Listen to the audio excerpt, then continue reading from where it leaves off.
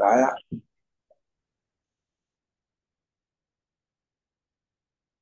अथ मंत्रपाठः।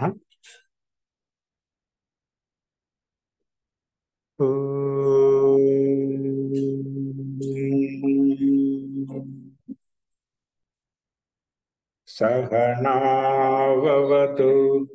सहनौ भुनक्तु सह वीर्यं करवावहै तेजस्विनावधीतमस्तु मा विद्विषावहै। ओम शांति शांति शांति।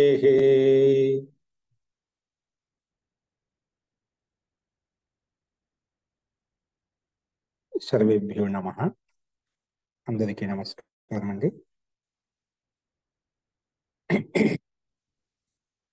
మనము అష్టాధ్యాయ క్రమ పాఠంలో 4వ అధ్యాయంలో 4వ పాదం చూస్తున్నాము. అందులో నిన్న మనము 51వ సూత్రం వరకు మనం చూశాము. అందులో నిన్న ప్రథమ సమర్థవంతమైన ప్రాతిపదికం చేత షష్ఠి అర్థంలో ఠక్ ప్రత్యయం వస్తుంది. యత్ తత్ ప్రథమ సమర్థం పన్యం చేత్ తద్భవతి అని చెప్పుకున్నాం. కాబట్టి తదస్య పన్యం అనే సూత్రంలో మనకు పన్యార్థంలో, పన్యార్థం అంటే మనం యోగ్యమైనది, విక్రయానికి యోగ్యమైనది, అమ్మడానికి యోగ్యమైనది, అది ఏదైనా కావచ్చు. ఇప్పుడు లడ్లు, పూపిక, పోవ ఇవన్నీ బయట అమ్ముతూ ఉంటాం. అలాగా అమ్మటానికి యోగ్యమైనది, అలాంటి అర్థంలో, అలాంటి సందర్భంలో ఠక్ ప్రత్యయం వచ్చినప్పుడు మనకు ఆపూపిక, శాస్కులిక, మౌదకిక అంటే మోదకం తో ఈ రకంగా రూపాలు మేము తయారు చేసుకున్నాము. మస్తు. సో నేను చెప్పిన పాటలు ఎవరికైనా ఇంకా సందేహాలు ఉన్నాయి?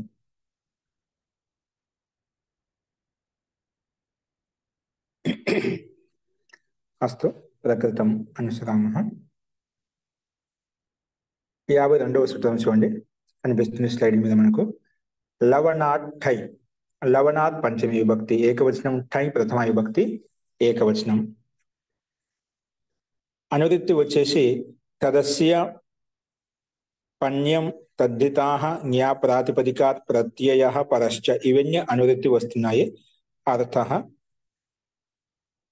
ప్రథమ సమర్థాత్ లవణ ప్రాతిపదికాత్ అస్య इति षष्ठी अर्थे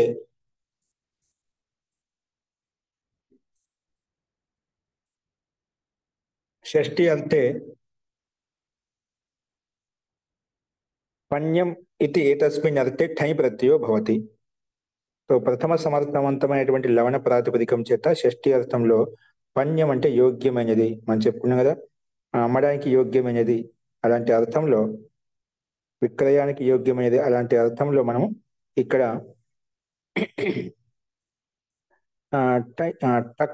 ఠన్ ప్రత్యయం తెచ్చుకున్నామట. సారీ, టై ప్రత్యయం తెచ్చుకున్నాం. ఇది తస్మిన్ అంటే సూత్రంలో టై ప్రత్యయం విశేషంగా విధానం చేయబడింది అనమాట. కాబట్టి పన్యం ఇది తస్మిన్ అర్థే టై ప్రత్యయో భవతి. ఉదాహరణ, లవణం పన్యమస్య లావణికః.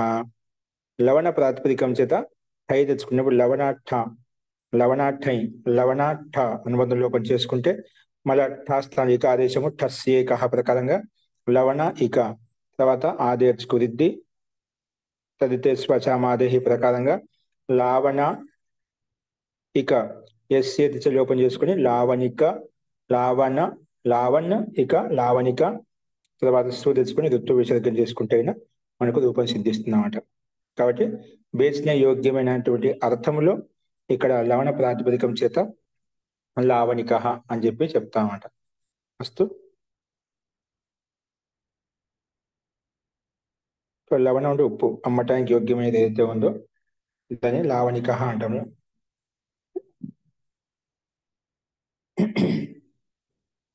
నెక్స్ట్ చూడండి, తిసరాదిభ్య స్టన్.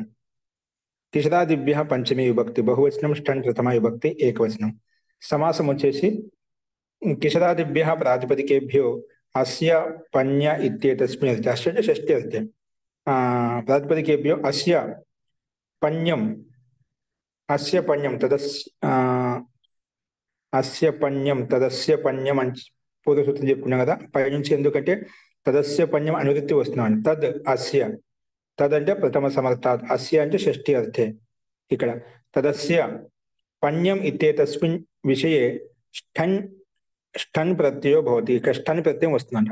అంటే కిశరాది గణ విశేషము, ఆ గణంలో ఉండేటువంటి కొన్ని శబ్దాలు ఏవైతే ఉన్నాయో ఆ గణముల చేత మనకి ప్రత్యయాలు వస్తాయి. అందుకే కిశర ఆదిరి ఏషాం తే కిశరాదయ తేభ్య కిశరాదిభ్య అలా విగ్రహవాక్యం వస్తుంది.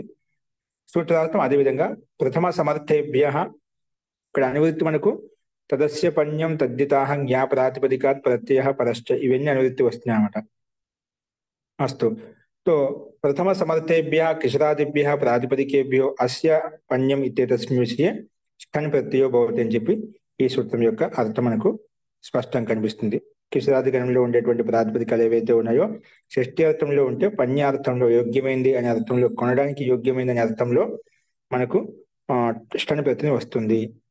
तो ఉదాహరణ కిశరాः పణ్యం అస్య కిశరికः కిశరికి నరదికః నరదికి.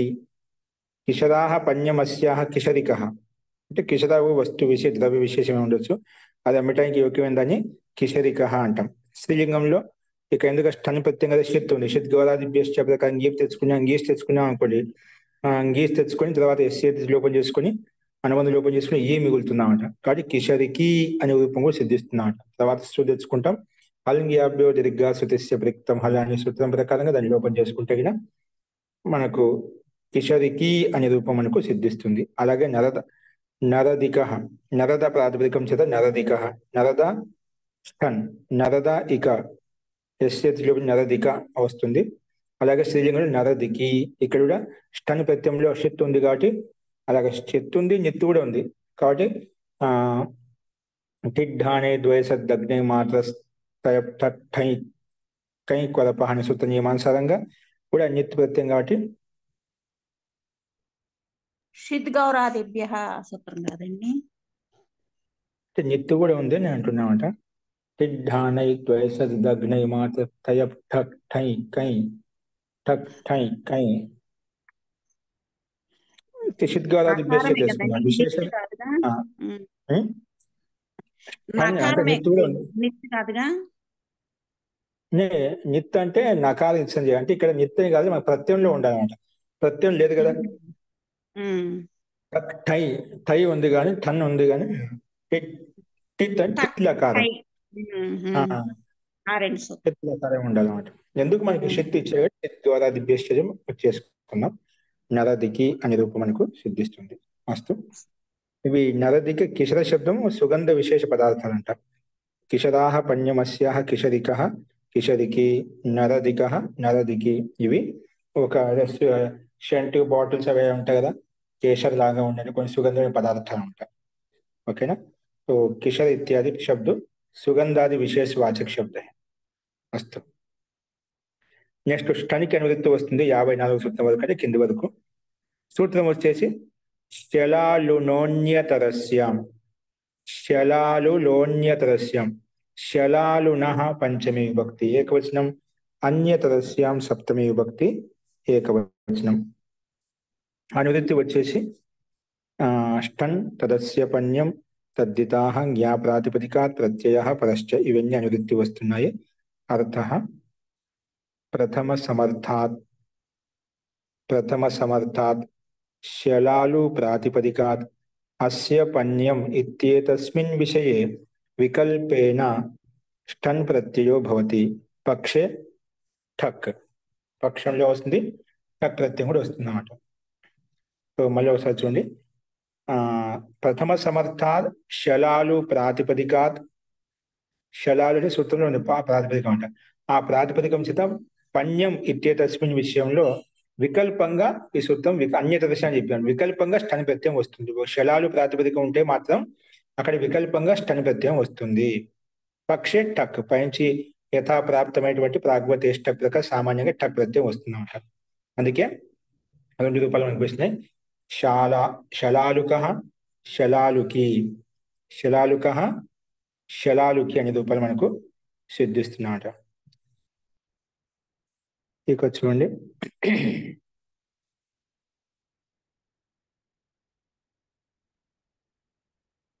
శలాలుకః శలాలుకి. అస్తు. సో శలాలు ప్రాతిపదికం మనకు శలాలు ప్రాతిపదికం టక్ తెచ్చుకుంటాము.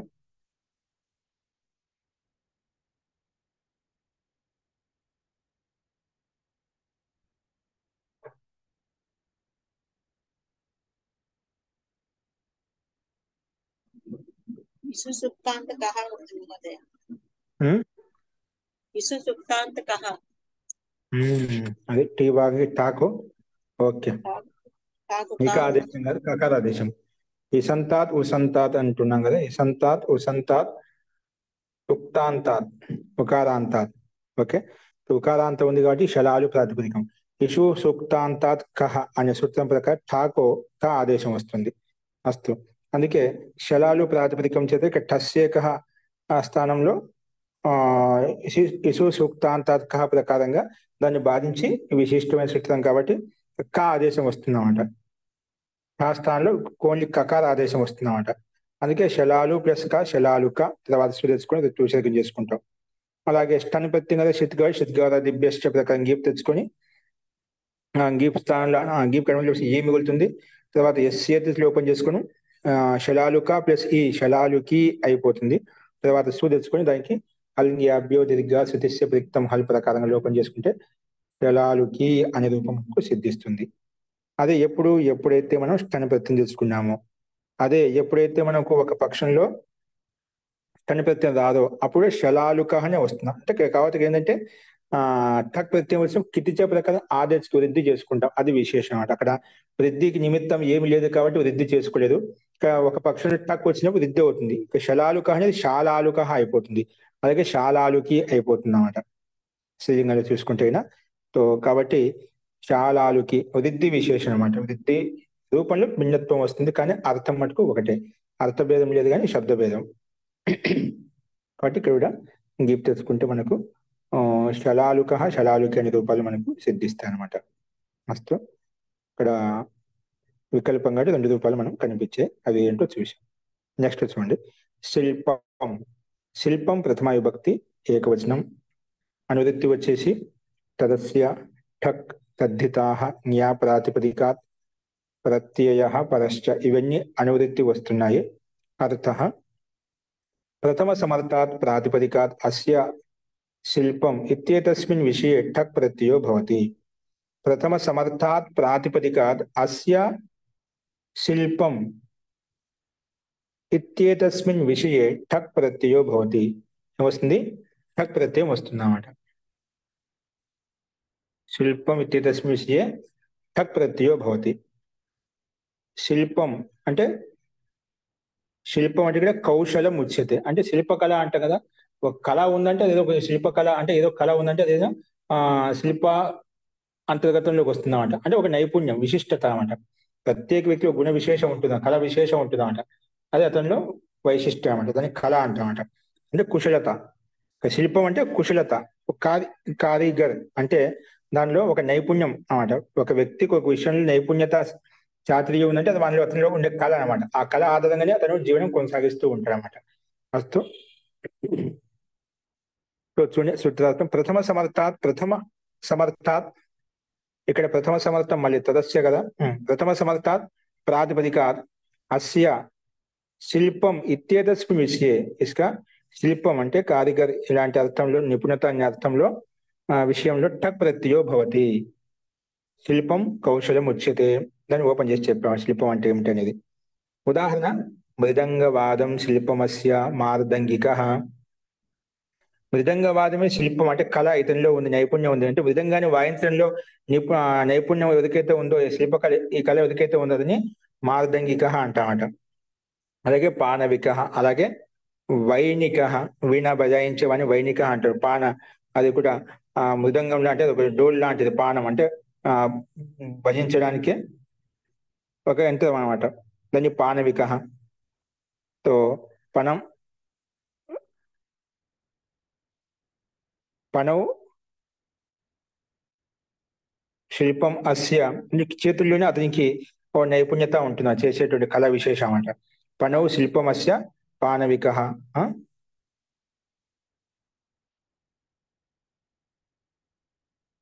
అలాగే వేణి శిల్పమస్య వైణిక అంటాం. అలాగే మృదంగవాదం శిల్పమస్య మార్దంగిక.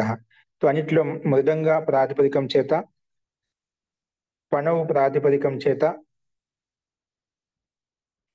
అలాగే వేణి ప్రాతిపదికం చేత మన ప్రకృతి సూత్రం ప్రకారంగా ఆ శిల్పం ఇత్తే తస్మిన్ అర్థంలో విషయంలో టక్ ప్రత్యయం వస్తుంది. టక్ ప్రత్యయం కానీ మృదంగా అనేది ఆదేశ తీసుకుని మార్దంగా అయిపోతుంది. మార్దంగా ప్లస్ టక్, మార్దంగా ప్లస్ ఠ, మార్దంగా ప్లస్ ఇక, టక్ స్థానం ఇక ఆదేశం వస్తుంది.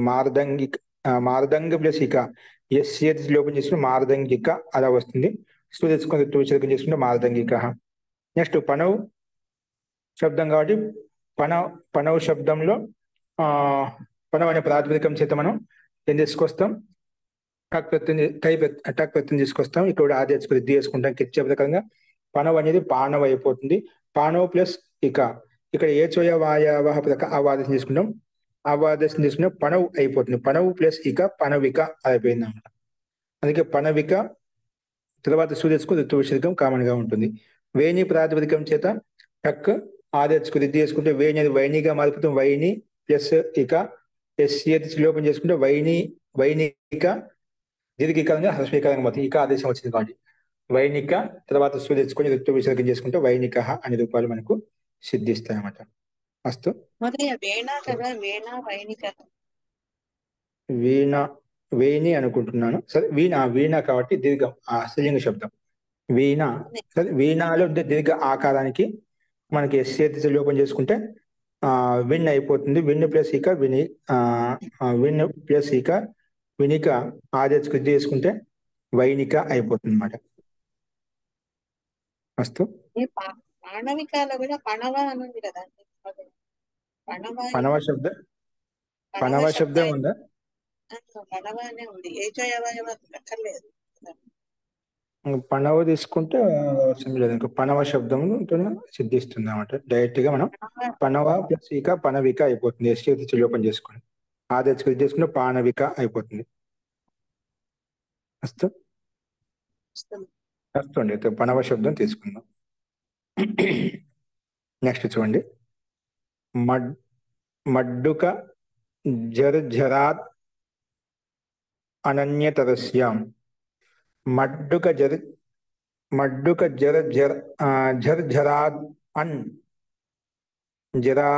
జర్జరాద్ అన్యతరస్యాం.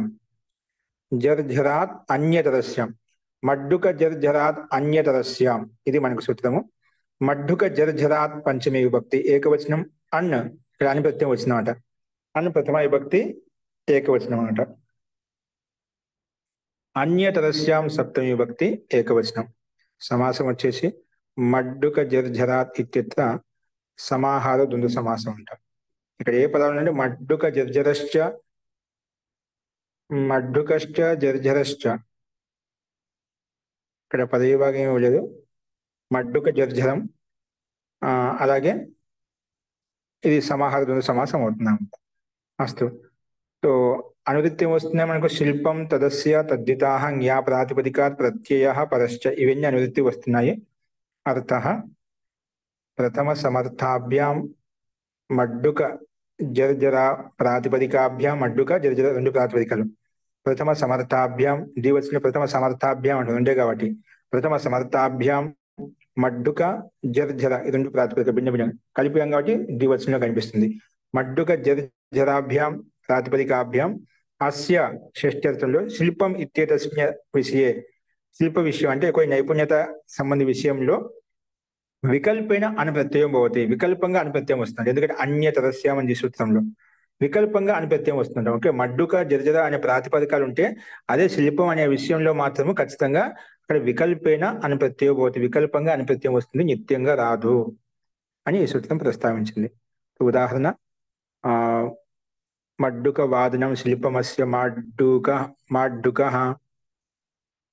పక్షే ఠక్ మాడ్డుకికః మాడ్డుకః మాడ్డుకికః జార్ఝరః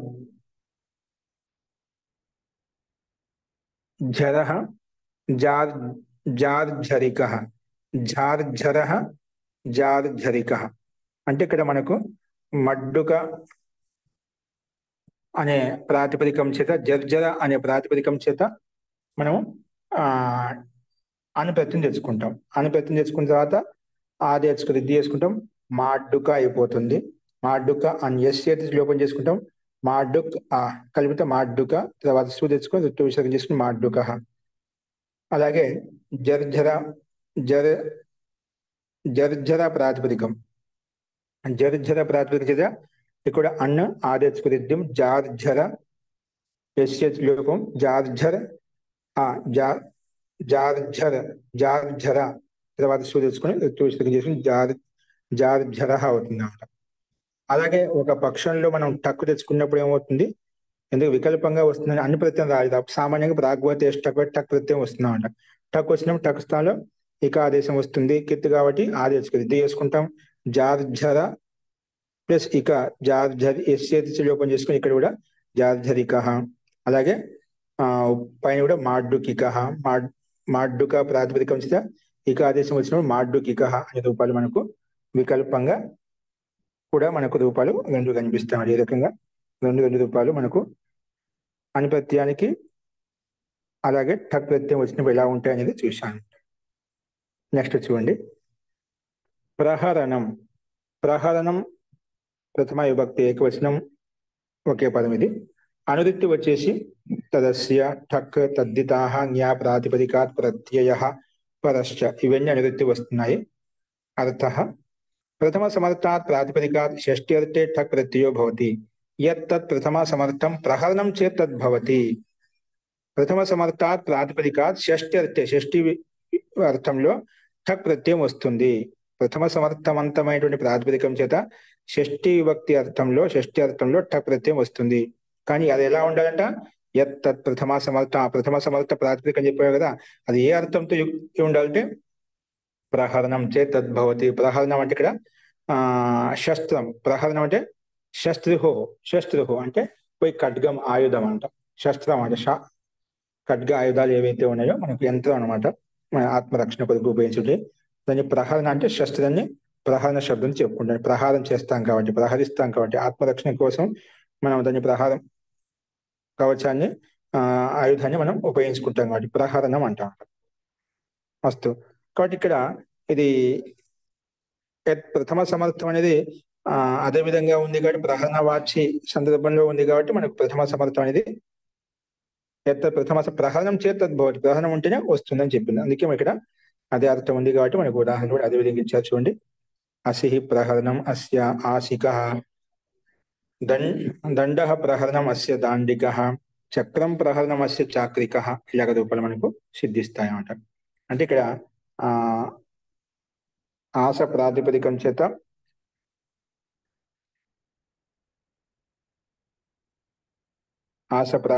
అసిహి ప్రహరణం అస్య ఆసికః, అస ప్రాతిపదికం చేత ఏమొస్తుంది, అస ప్రాతిపదికం చేత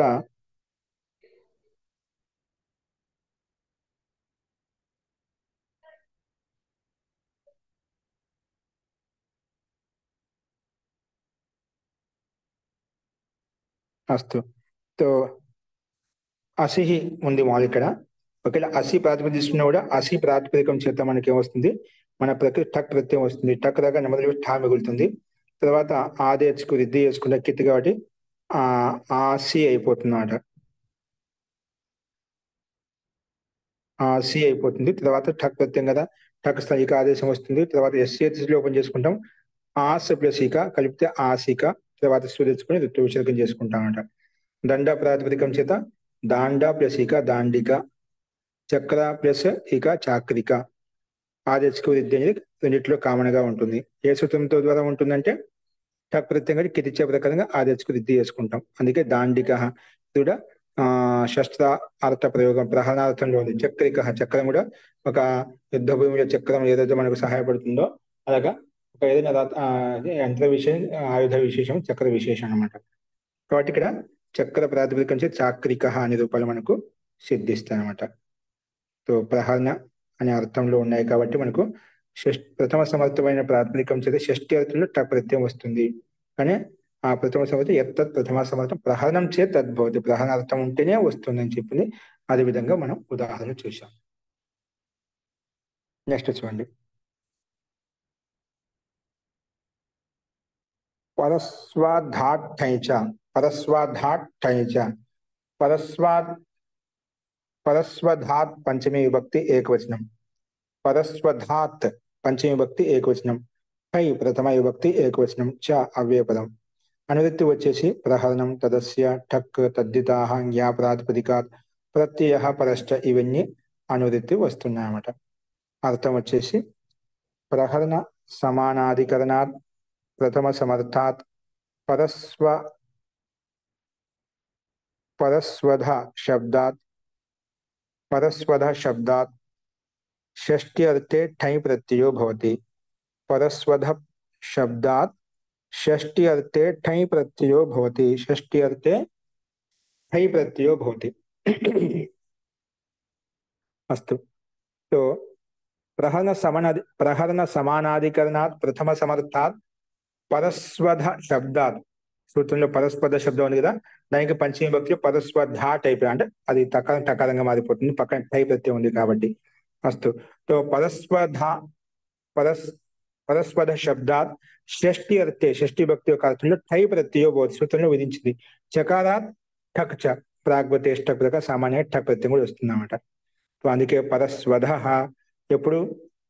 ఎప్పుడైతే మనకు పరస్వధ ప్రహరణమస్య పరస్పద అంటే పరస్సు అంటే గొడ్డలి, ఓకేనా. పరస్పద ప్రహరణమస్య పారస్వధిక ఆది ఇది వేసుకుంటాం, టై ప్రత్యయం కాబట్టి, ఇతి ప్రత్యయం కాబట్టి తదితే స్వచామాదేహి ప్రకారంగా. కాబట్టి పారస్వధ ప్లస్ ఇక ఎస్యేతి లోపం చేసుకుని పారస్వధిక, తర్వాత సు తెచ్చుకొని ఋతు విషేకం చేసుకుంటాం. సో ఒకే పదం మనకు పరస్పద, పరస్సు ద్వారా ప్రహారం చేసేదాన్ని పారస్పదిక అంటాం. గొడ్డలతో ప్రహారం చేసేదాన్ని పారస్పదిక అంటాం. గొడ్డల ద్వారా చేస్తున్నాం కాబట్టి పారస్పది. అందుకే పరశురాముడు అని చెప్పి పేరు పడిపోయింది అన్నమాట. పరశురాముడు కూడా తన నాన్న యొక్క ఆజ్ఞానుసారంగా తల్లి వధం చేశాడనమాట. మళ్ళీ వరం చేత మళ్ళీ తల్లిని బతికించాడనమాట. అస్తు. రూపసి సామాన్యంగానే ఉంది. ఇక్కడ టై అది టక్ రూపాలు ఇచ్చినప్పుడు రూపం మటుకు వీటిలో కామన్ గా ఉంటుంది, కానీ స్వరంలో తేడా వస్తుంది. అది తేడా. దొనమే స్వరభేదం అంటే శబ్దభేదం లేదు కానీ స్వరభేదం వస్తుంది అనమాట. ఓకే, స్వరభేదం అంటే కొంచెం అర్థంలో సామాన్య మార్పు ఉంటుంది అనమాట. అది పెద్ద ఇదేం కాదు. దొనమే స్వరకహి భేద. స్వరం కొరకు ఒకటే రెండు పత్రాలు కూడా ఇక్కడ చూపించాల్సి వచ్చింది అన్నమాట. అస్తు. నెక్స్ట్ చూడండి. శక్తి యష్ట్యోరీక. శక్తి యష్ట్యోరీక. శక్తి యష్ట్యో షష్ఠి విభక్తి ద్వివచనం. ఈక ప్రథమ విభక్తి ఏకవచనం. సమాస శక్తిశ్చ యష్టిశ్చ శక్తి యష్టౌ తయోః శక్తి యష్ట్యోః. ఇది ఇతరేతర యోగ ద్వంద్వ సమాసము. అనువృత్తి వచ్చేసి ప్రహరణం, తదస్య, తద్ధితాః, జ్ఞా ప్రాతిపదికాత్, ప్రత్యయః, పరశ్చ ఇవన్నీ అనువృత్తి వస్తున్నాయి. అర్థః ప్రథమ సమర్థాభ్యాం ప్రహరణ సమానాధికరణాభ్యాం శక్తి యష్టి ఇత్యేతాభ్యాం ప్రాతిపదికాభ్యాం షష్ఠి అర్థే ఈకక్ ప్రత్యయో భవతి. సూత్రంలో శక్తి యష్ట్యోరీకక్ ఈకక్ ప్రత్యయం వచ్చిందన్నమాట. అంటే శక్తి అనే ప్రాతిపదికం చేత, యష్ట అనే ప్రాతిపదికం చేత ఒకవేళ అవి ప్రథమ సమర్థంతో యుక్తమై ఉంటేనా, ప్రహరణ సమానాధికరణ వాచే ఉంటేనా, అటువంటి సందర్భంలో శక్తి యష్టి అనే రెండు ప్రాతిపదికముల చేత షష్ఠి విభక్తి యొక్క అర్థంలో ఈకక్ ప్రత్యయం వస్తుంది అని చెప్పి ఈ సూత్రం యొక్క భావం అర్థం అని చూసినామంట. అంటే ప్రథమ సమర్థం ప్రహరణ సమానాధికరణ వాచి ఇవి రెండు ఏంటి, ప్రహరణ సమానాధికరణ వాచి శక్తి యష్టి శబ్దాలు అన్నమాట. కాబట్టి ప్రహరణ సమానాధికరణ వాచి శక్తి యష్టి రెండు ప్రాతిపదికల చేత షష్ఠి వ్యక్తి యొక్క అర్థంలో ఈకక్ ప్రత్యయం వస్తుందని చెప్పి ఈ సూత్రం యొక్క అర్థాన్ని ప్రస్తావించుకున్నాం. శక్తి ప్రహరణమస్య శాక్తికః యష్ట ప్రహరణమస్య యాష్టీకః. ఓకేనా. ఈ రకంగా రెండు రూపాలు మనకు కనిపిస్తున్నాయి. సో శక్తి అనే ప్రాతిపదికం చేత ఈకక్, శక్తి ప్లస్ ఈకక్. ఇక్కడ మనకు ఈకక్ కదా కిట్ ప్రత్యయం, అనుమతి లోపం చేస్తే ఈక మిగులుతుంది అన్నమాట. ఏం మిగులుతుంది? ఈక, కకారంగా లోపం చేస్తాం, అది ఆదర్శ వృద్ధి చేసుకుంటాం. వృద్ధి చేసుకుంటే శాక్తీక అయిపోయింది. శాక్త ప్లస్ ఈక, ఎస్ లోపం చేసుకుంటే శాక్త కదా, శాక్తి అయిపోయింది. శాక్తి ఇకారం కదా అంతిమంలో, ఎస్ లోపం చేసుకుంటే శాక్తి అయిపోయింది. శాక్త ప్లస్ ఈక కలిపితే శాక్తిక, శాక్తిక.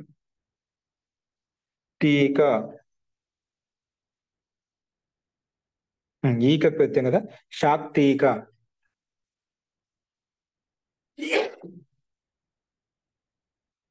ఈక కాబట్టి శాక్తిక తిరిగి ఈకారం వచ్చిందన్నమాట.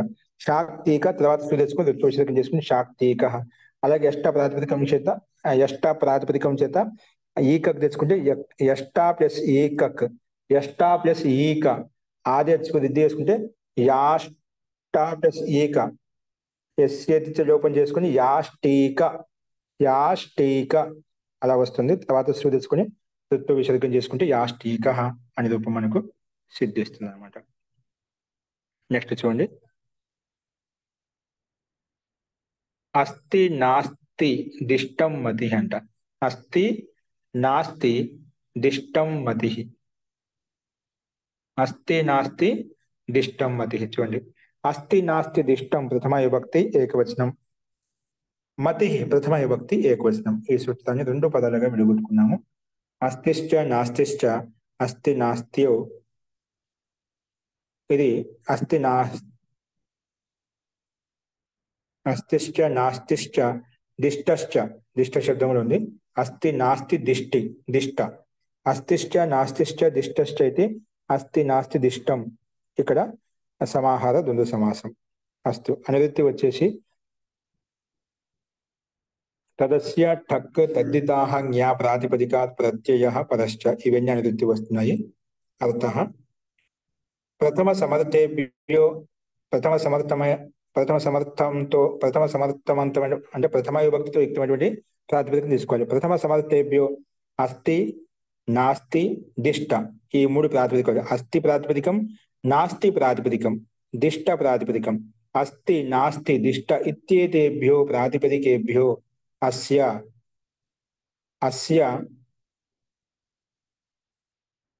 మతి, అస్య మతి ఇత్యేతస్మిన్, ఇతని యొక్క మతి. ఈ రెండు ప్రాతిపదిస్తా. ఇతని యొక్క మతి అర్థం, బుద్ధి అర్థంలో అస్య మతి ఇతి ఏతస్మిన్ విషయే ఠక్ ప్రత్యయో భవతి, ఠక్ ప్రత్యయో భవతి. కాబట్టి ప్రథమ సమర్థవంతమైనటువంటి అస్తి నాస్తి దిష్ట ఈ ప్రాతిపదికముల చేత ఇతని యొక్క మతి అనే అర్థంలో అనే విషయంలో ఠక్ ప్రత్యయం వస్తుంది. ఉదాహరణకు అస్తి మతి అస్య, ఇతనికి మతి ఉంది, బుద్ధి ఉంది, అతన్నే ఆస్తిక అంట. ఎవరికైతే మతి ఉందో, బుద్ధి ఉందో, జ్ఞానం ఉందో ఆస్తికుడు అంటామంట. నాస్తి మతి అస్య నాస్తిక, जिसकी మతి नहीं है, బుద్ధి ఎవరికైతే బుద్ధి ఉందో దాన్ని నాస్తికుడు అంటాం. ఎవరికైతే బుద్ధి ఉంటుందో అతనికి బుద్ధియుక్తంగా ఉంటే అతన్ని ఆస్తికుడు అంటాం. ఆస్తికుడు నాస్తికుడు అనే పరిభాష మనకు ఈ సూత్రం ద్వారా మనం తయారు చేసుకోవచ్చు. ఆస్తిక అని చెప్పి మనం ఎక్కువ వాడుతున్నాం. ఆస్తికుడు అని చెప్తాను, నాస్తికుడు అని చెప్పి. ఆస్తిక శబ్దం ఎలా తయారవుతుంది, నాస్తిక శబ్దం ఎలా తయారవుతుంది. ఆస్తిక శబ్దానికి పరిభాష అడిగా అనుకోండి, వ్యుత్పత్తి ఎలా అడిగితే ఏం చెప్పాలి? ఎవరికైతే మతి ఉంటుందో వాడిని ఆస్తికుడు అంటాం. అస్య మతి అస్తి, మతి అస్య అన్వయం చేసుకుంటే అస్య మతి అస్య అస్తి అంటే మతి అంటే బుద్ధి ఇతనికి ఉంది. అది ఎవరికైతే బుద్ధి ఉంటుందో అని ఆస్తికుడు అంటాం. నాస్తి మతి, బుద్ధి లేదు అస్య ఇతనికి, అది నాస్తికుడు అంటామట. అలాగా దిష్ట అస్య దైష్టిక, దిష్ట ప్రాతిపదికం చేత టక్ తెచ్చుకున్నప్పుడు టక్ సంహిక ఆదేశం వస్తుంది. తర్వాత లోపం చేసుకున్న దిష్టిక, తర్వాత ఆదేశకు దిద్ది చేసుకుంటే దైష్టిక అనే రూపం వస్తుంది. తర్వాత సు తెచ్చుకుని విసర్గం చేసుకుంటే దైష్టిక అనే రూపాన్ని సిద్ధిస్తామన్నమాట. అస్తి నాస్తి దిష్ట ఇన్ ప్రాతిపదికం సే ఇస్కి మతి, ఇతని యొక్క మతి ఈ విషయంలో అంటే ఇతని యొక్క మతి, ఇతని యొక్క బుద్ధి, ఇతని యొక్క స్థితి అనే అర్థంలో మనకు ఈ ప్రత్యయం వస్తుందన్నమాట, టక్ ప్రత్యయం వస్తుందన్నమాట. तो మతి ఈ విషయం టక్ ప్రత్యయం వస్తుంది. సత్కార్యో మే జిస్కి మతి అంటే మంచి కార్యములలో ఎవరికైతే బుద్ధి ఉంటుందో దాన్ని ఆస్తికుడు అంటామంట. మంచి కార్యంలో ఎవరికైతే బుద్ధి లేవు అని నాస్తికుడు అంటామంట. ఓకేనా? అంటే మంచి విషయాలు, పుణ్య విషయాల్లో ఏదైతే మతి బుద్ధి పనిచేస్తుందో ఆస్తికుడు, ధర్మ కార్యంలో ఏదైతే బుద్ధి పనిచేస్తుందో అది ఆస్తికుడు అంటాము. ఆ సందర్భంలో ఇక్కడ తీసుకోవాలి. అలా సామాన్యంగా తీసుకోకూడదు, విశిష్ట అర్థ విశేషంగా తీసుకోవాలి. అప్పుడు ఏ సమస్య ఉండదు. కాబట్టి ఇక్కడ అంతే సత్కార్యం మే జిస్కి మతి బుద్ధి హో వహ్ ఆస్తిక హే.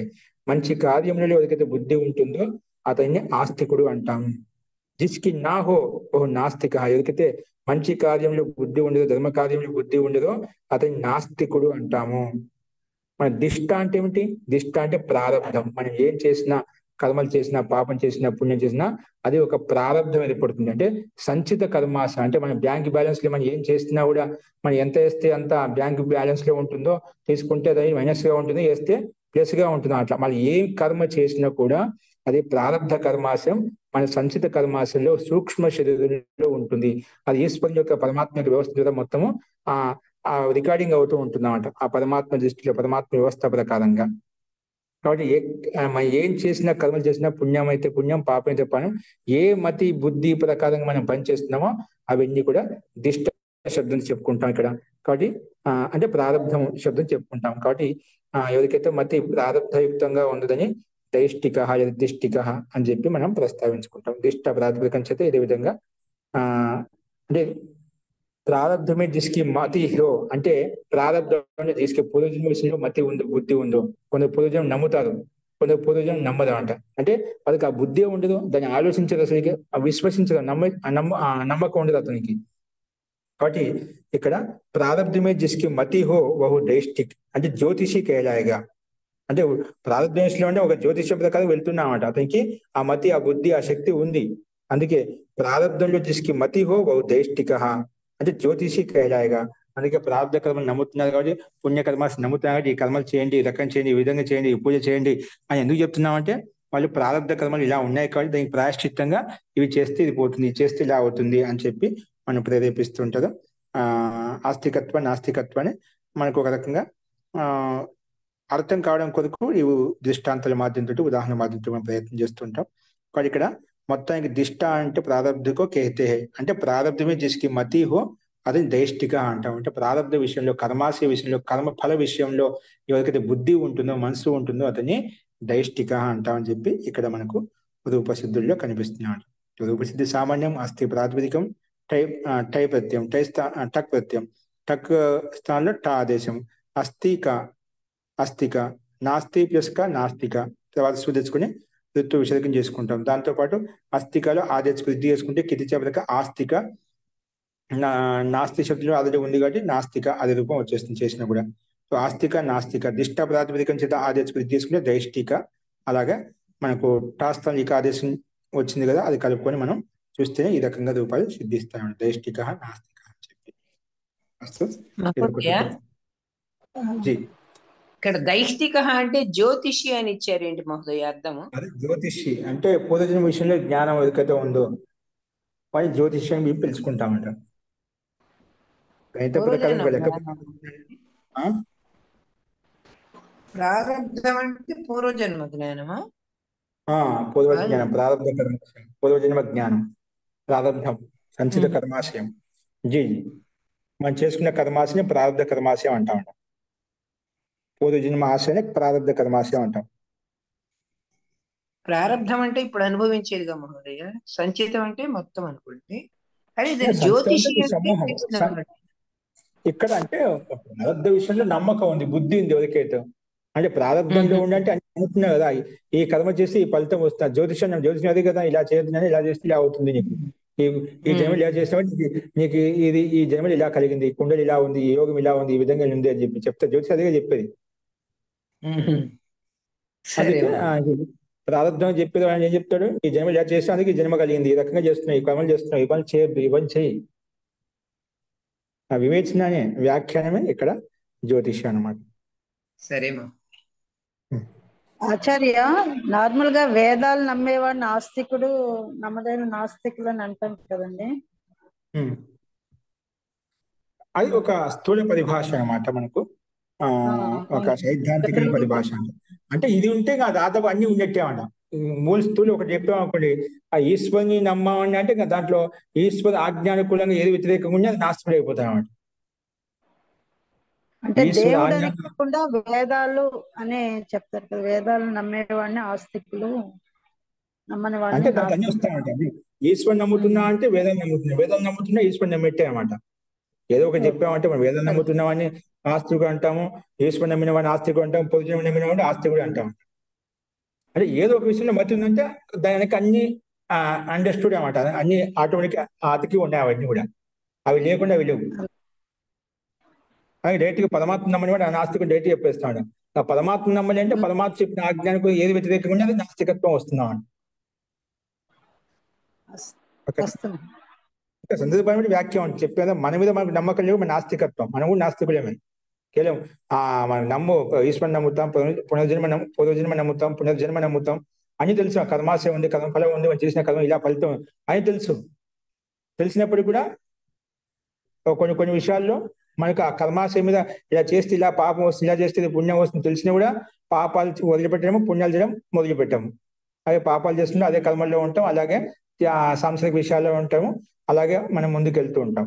అంటే మనకి దీని మీద పూర్తి నమ్మకం కలగడం లేదన్నమాట. అంటున్న ఈశ్వరుని ఉన్నా అని శాబ్దిక జ్ఞానం, అర్థజ్ఞానం లేదన్నమాట. ఏదైతే మనం తెలుసుకుంటాం నిజంగా అప్పుడు ఆస్తికులు అవుతాం. అంతవరకు ఆస్తికులు, మనకు నాస్తికులు ఒక రకం చెప్పాలి. ఎందుకంటే మన మీద మనం నమ్మకం లేదు. నమ్మకం లేకుండా మనం ఆ విధంగా నిర్లక్ష్యంగా వెళ్తున్నామట. ఈశ్వర ఆజ్ఞానుకూలంగా వ్యతిరేకిస్తూ వెళ్తున్నామట. ఈశ్వరాజ్ఞ వ్యతిరేకిస్తూ వెళ్తున్నా అంటే పూర్తిగా మనం ఈశ్వరు యొక్క సత్తా, ఈశ్వరు యొక్క కర్మల వ్యవస్థ, ఈశ్వరు యొక్క ప్రారంభ వ్యవస్థ మీద మనకి నమ్మకం లేదన్నమాట. నమ్మకం లేదంటే మనం ఉపేక్షిస్తున్నాం. నమ్మకం లేదు కాదు, భయం ఉంది, అన్ని ఉన్నాయి. ఉపేక్ష భావన అంటే పూర్తి యథార్థంగా తెలియదు అన్నమాట. కానీ మన మీద నమ్మలే, మనకు నాస్తికత్వం ఇంకా ఉంది. మన నాస్తికత్వం పోగొట్టుకోవాలంట. అంటే మిగతా వాళ్ళని పోల్చుకుంటే మనకు ఉత్తమమైంది అన్నమాట. అసలుకి ఏం తెలియని వాళ్ళకని పోల్చుకుంటే అవుతుంది. కానీ మన మీద మనకు నమ్మకం కూడా ఆస్తికత్వం అనమాట. అస్తు ఇంకెవరికైనా ఇందులో ఓకే అండి. అయితే ఈ సూత్రాన్ని మేము రేపు చూద్దామండి. అస్తు శాంతి పాఠ.